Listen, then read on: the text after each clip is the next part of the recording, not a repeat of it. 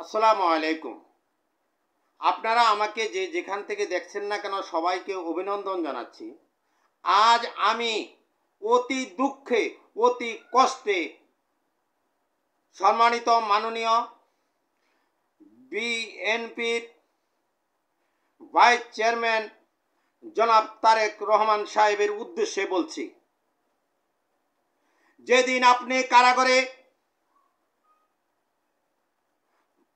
বন্দী ছিলেন, আপনাকে কারাগার থেকে রিমান্ডে নেওয়া হয়েছিল।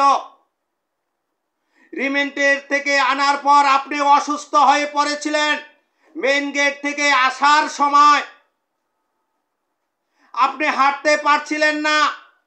সেদিন কোন ব্যক্তি আপনাকে ওইখান থেকে ঘাড়ে ভর দিয়ে আপনার ডিভিশন ওয়ার্ডে নিয়েছিল?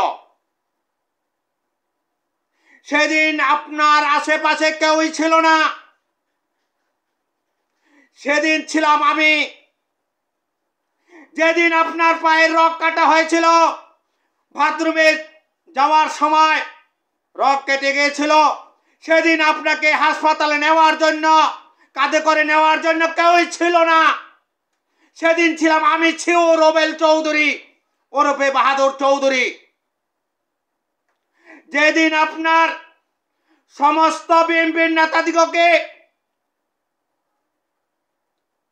বাইরের সাথে যোগাযোগ করার জন্য কোনো মাধ্যম ছিল না, আমার থেকে মোবাইল নিয়ে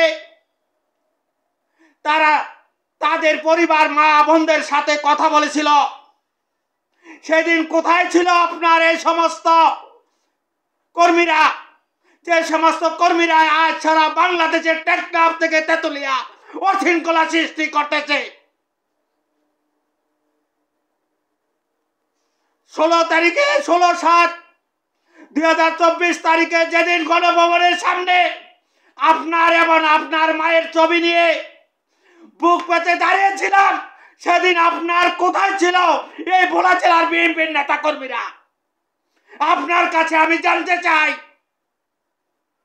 যেদিন রাতের বেলায় পেপারের ভিতরে করে আপনাকে আমি কাগজ পাঠিয়েছিলাম ডিভিশনে 27 ছেলের থেকে,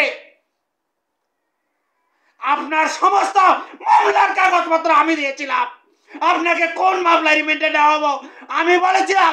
সেদিন আপনার নেতা কর্মীরা কোথায় ছিল?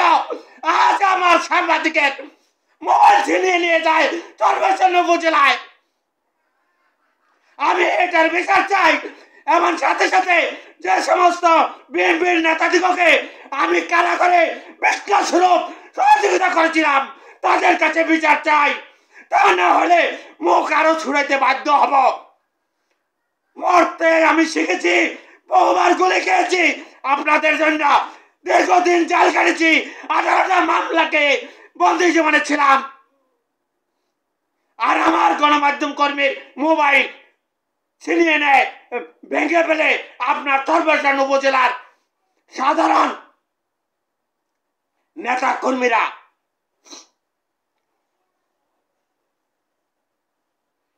আশা করি সমস্ত বিএনপির নেতারা আমার বিষয়টি চিন্তা করে দেখবেন।